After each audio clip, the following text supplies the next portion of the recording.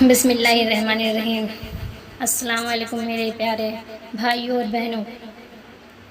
آج ہم قرآن حدیث کی روشنی میں سیدنا حضرت یونس علیہ السلام کا واقعہ بیان کریں گے، جسے سن کر آپ لوگ سیدنا حضرت یونس علیہ السلام اور ان کے قوم کے بارے میں آسانی سے جان سکیں گے۔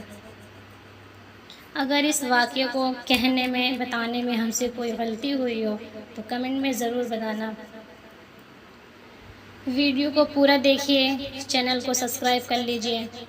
ویڈیو اچھی لگے تو کمنٹ کریے، لائک کریے اور شیئر کریے۔ تو آئیے جانتے ہیں سیدنا حضرت یونس علیہ السلام کے بارے میں۔ سیدنا حضرت یونس علیہ السلام ایک عظیم اور کریم نبی تھے۔ ان کا واقعہ قرآن کریم میں ایک انوکھا واقعہ ہے۔ آپ کے والد کا نام متہ تھا اور آپ سیدنا ابراہیم علیہ السلام کی نسل میں سے تھے۔ آپ کا ایک نام جنو بھی ہے، یعنی مچھلی والے۔ اسی طرح آپ کو صاحب الحوت بھی کہا جاتا ہے۔ اللہ تعالیٰ نے آپ کو ان سبھی ناموں سے پکارا ہے۔ اللہ تعالیٰ نے حضرت یونس علیہ السلام کو نینوا بستی کی طرف رسول بنا کر بھیجا تھا۔ قرآن مجید میں اللہ تعالیٰ سورہ شفاعت آیت نمبر 139 میں فرماتے ہیں، اور بے شک یونس رسول میں سے تھے۔ نینوا بستی کی آبادی لگ بھگ 1,20,000 تھی اور یہاں کے سارے لوگ کفر پر تھے۔ یونس علیہ السلام انہیں سال در سال سمجھاتے رہے، یقین دلاتے رہے، اللہ تعالیٰ کے بارے میں بتاتے رہے، انہیں ایمان کی دعوت دیتے رہے، لیکن وہ اپنے کفر پر ہی ڈٹے رہے۔ پھر انہوں نے سیدنا حضرت یونس علیہ السلام پر ظلم و ستم شروع کیا، دھمکیاں دی، ان کو بہت زیادہ ستایا، جس طرح سے دوسرے انبیاء کرام کو ستایا تھا ان کے بھی ساتھ وہی سلوک ہوا۔ آخر آپ نے اپنے قوم کو اللہ کے عذاب سے آگاہ کرتے ہوئے اعلان فرما دیا کہ اے قوم، فلاں دن تم پر عذاب آئے گا۔ پھر یہ خود غصے کی حالت میں اس بستی سے نکل گئے، جبکہ اللہ تعالیٰ نے انہیں مطمئن دن کی مہلت دینے کی اجازت تو دی تھی، لیکن اس بستی سے نکل جانے کا حکم نہیں دیا تھا۔ جب آپ نے انہیں یہ مہلت سنائی تو خود غصے کی حالت میں بستی سے نکلے اور سمندر کی طرف چل دیے۔ انہی دنوں میں عذاب الہی کے کچھ علامات نینوا بستی پر ظاہر ہونے شروع ہو گئے۔ ایک بہت بڑا سیاہ بادل ان کی طرف بڑھنے لگا۔ اس بادل میں آگ کے شعلے دکھائی دینے لگے۔ ان لوگوں نے یہ بادل کو دیکھا، مطمئن دنوں میں سے پہلے ہی دیکھ لیا تھا۔ اس کو دیکھتے ہی وہ سمجھ گئے کہ جس طرح سیدنا یونس علیہ السلام نے انہیں آگاہ کیا تھا، یہ عذاب ان پر نازل ہو کر رہے گا، اور جو عذاب سیدنا لوط علیہ السلام کی قوم پر آیا تھا وہ اس کے بارے میں بھی اچھی طرح سے جانتے تھے۔ وہ بستی ان کی بستی کے قریب تھی، اس لیے وہ ڈر گئے۔ ان کے سردار جمع ہوئے اور کہنے لگے، جیسے تم سے پہلے لوگوں پر عذاب اترا کرتے تھے، تم پر بھی یہ نازل ہو کر رہے گا، جلدی کرو، سب جمع ہو جاؤ۔ چنانچہ انہوں نے اس بات پر اتفاق کر لیا کہ سیدنا یونس علیہ السلام نے بالکل سچ فرمایا تھا۔ یہ بالکل وہی عذاب ہے، تم اللہ کے عذاب سے نجات پا سکو گے۔ بستی پر عذاب کی علامت دیکھ کر سب پریشان ہو گئے اور ان کے سردار کہنے لگے، اس سے بچنے کی ایک ہی صورت ہے کہ ہم سب ایمان لے آئیں اور توبہ کر لیں۔ اس طرح وہ سب کے سب ایمان لے آئے، لیکن حضرت سیدنا یونس علیہ السلام وہاں موجود نہیں تھے۔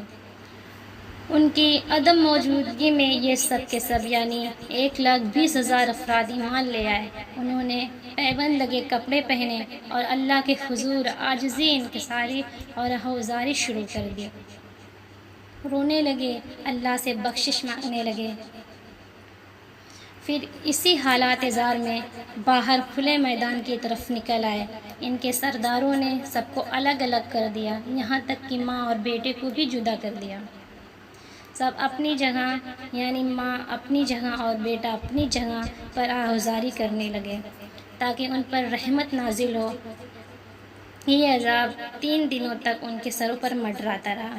اور یہ لوگ بھی مسلسل آہذاری کرتے رہے، اپنی عاجزی ظاہر کرتے رہے، معافیاں مانگتے رہے۔ آخر کار اللہ تعالیٰ نے ان پر رحم و کرم فرما دیا اور عذاب سے ان کو نجات دی۔ آپ کے غصے کی حالت میں بستی سے نکل کر سمندر کی طرف چلے آئے تھے۔ آپ ایک کشتی کی طرف آئے، اس میں سواریاں اور ساز و سامان لدا ہوا تھا۔ اللہ تعالیٰ سورہ شفاعت آیت 140 میں فرماتے ہیں، جب وہ بھاگ کر بھری کشتی پر پہنچے، کشتی روانہ ہوئی، موجیں اٹھی، سمندر میں طوفانی آئی۔ یوں لگتا تھا کہ بس ابھی سب غرق ہو جائے گا، سب ختم ہو جائے گا۔ کہنے لگے، بوجھ ہلکا کرو، اپنا ساز و سامان سمندر میں پھینک دو۔ چنانچہ انہوں نے اپنا ساز و سامان سمندر میں پھینک دیا۔ اس طرح کشتی کچھ ہلکی ہو گئی، لیکن ضرورت کے مطابق ہلکی نہ ہو سکی۔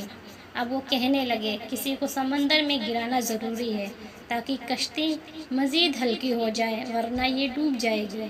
جلدی کرو، کوڑا ڈالو، جس کے نام پر کوڑا نکلتا جائے اسے سمندر میں گراتے جاؤ، اور یہ بار بار یہ عمل دہراتے جاؤ یہاں تک کہ کشتی ہلکی ہو جائے۔ چنانچہ کوڑا ڈالا گیا۔ سب سے پہلے سیدنا حضرت یونس علیہ السلام کا نام نکلا۔